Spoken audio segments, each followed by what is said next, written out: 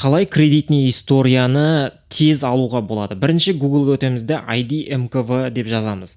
Одан кейін государственный кредитный бюро деп шығады, осы сайтты басуымыз керек. Жеке тұлға деген батырманы басамыз, егер біз жеке тұлға болатын болсақ. ТО немесе басқа болатын болса, заңды тұлға болады. Жеке тұлғаны басамыз. Одан кейін әрі қарай біз егов арқылы осы сайтқа өтуіміз керек. Сіз егер СК ключіңіз болатын болса, ключпен кіруге болады. Ең қарапайым жолы телефоныңыздағы егов қосымшасын ашасыз. Әрі қарай сол жерде сканерлейтін болады QR кодты. Сонымен қазір телефонымды ашып мына жерде сканерледім. Әрі қарай мен қазір сервиске өтемін.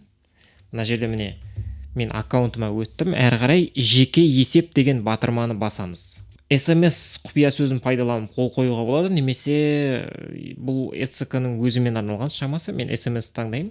Одан кейін өзімнің номерімді жазамын. Растау деген батырманы басамыз.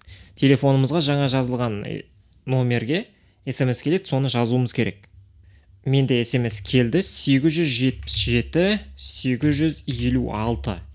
Осыны басам, есеп алу деген батырманы басам. 15 минутқа дейін уақыт алу мүмкін деп қойған, дегенмен менің жағдайымда өте тез болды. Мына жерде міне есеп жүктелді. Кредитный история. Бұл жерде көріп отырғандарымыздай, менде ешқандай кредит алмаған, менде ешқандай кредит жоқ. Егер сізде кредит болатын болса, мына жерде соған қатысты ақпараттар тұратын болады. Осыны енді PDF форматында өзіңіздің компьютеріңізге жүктеледі, немесе телефонға жүктеледі.